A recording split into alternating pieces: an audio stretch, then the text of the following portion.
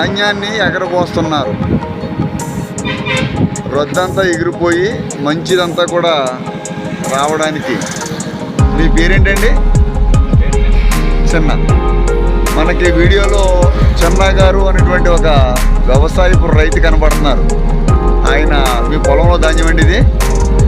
మీరే ఈ మొత్తం అంతా సాగు చేస్తున్నారా?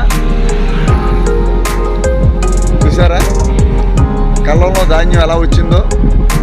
ఈ రైతు అన్ని వర్షపు భావ పరిస్థితుల్ని, వాతావరణాన్ని ఆయన ఎదుర్కొని పంటను పండించి ఆ పంట మళ్ళీ తిరిగి దాంట్లో ఉన్నటువంటిది పొట్టు గిట్టు ఏమి ఎగిరిపోయేలాగంటే అది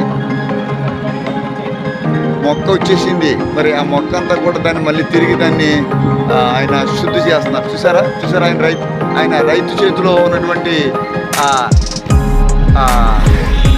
ధాన్యాన్ని చూసారా ఎలాగా మరి పాడైపోయిందో? ఒకసారి చూడండి దయచేసి. ఎందుకంటే మరలా దానిని ఎలా మార్చారంటే ఇలా మార్చారు. అంత అందమైన బంగారపు రంగులో ఉన్నటువంటి ధాన్యంగా అది మొక్క వచ్చేసింది. వర్షానికి మొన్న వచ్చినటువంటి వరదలకి తడిసిపోయి మరి పాడైపోయినా కూడా మరలా దాన్ని ఈ యొక్క రైతు, మన దేశానికి వెన్నెముకైనటువంటి రైతు ఈ యొక్క ధాన్యాన్ని ఎంత విధంగా శ్రమిస్తేనే కానీ ఈ ధాన్యం మరలా మిల్లుకి వెళ్ళి బియ్యం అవుతుంది. ఎంత మంచి ధాన్యంగా మార్చడానికి రైతులు కృషిని మనం ప్రశంసించాలని నేను మీకు తెలియజేసుకున్నాను.